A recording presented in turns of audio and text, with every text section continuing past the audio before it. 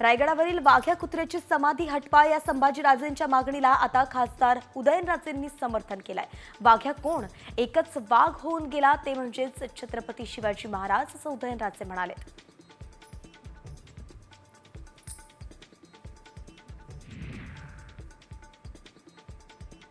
रायगड किल्ल्यावरील वाघ्या कुत्र्याचा पुतळा हटवण्यावरून मुख्यमंत्री देवेंद्र फडणवीसांनी नाराजी व्यक्त केली आहे। प्रत्येक गोष्टीमध्ये वाद करण्याची गरज नाही, धनगर आणि मराठा असा वाद करणं योग्य नसल्याचं फडणवीसांनी म्हटलंय।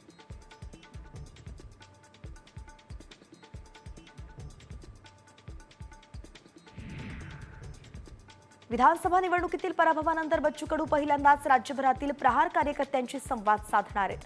बच्चू कडूंनी आयोजित केलेल्या प्रहारच्या मेळाव्याला राज्यभरातील प्रहारचे पदाधिकारी मोठ्या संख्येने उपस्थित राहतील, तर आगामी पालिका निवडणुकीसंदर्भात कडू कार्यकर्त्यांना मार्गदर्शन करतील।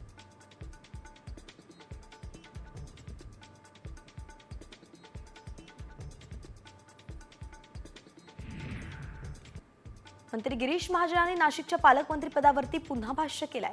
पालकमंत्री म्हणून मला नियुक्त केलं होतं, पण त्यावरती आता स्टे आलेला आहे। मी पालकमंत्री झालो तर कुंभमेळ्याच्या कामाला अधिक गती येईल, असं वक्तव्य महाजनांनी केलं।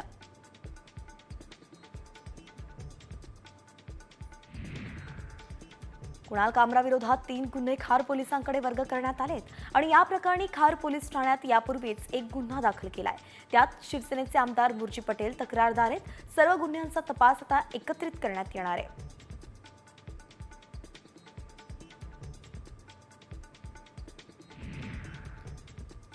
उद्योग मंत्री उदय सामंत यांनी फुगडी खेळण्याचा आनंद लुटलाय।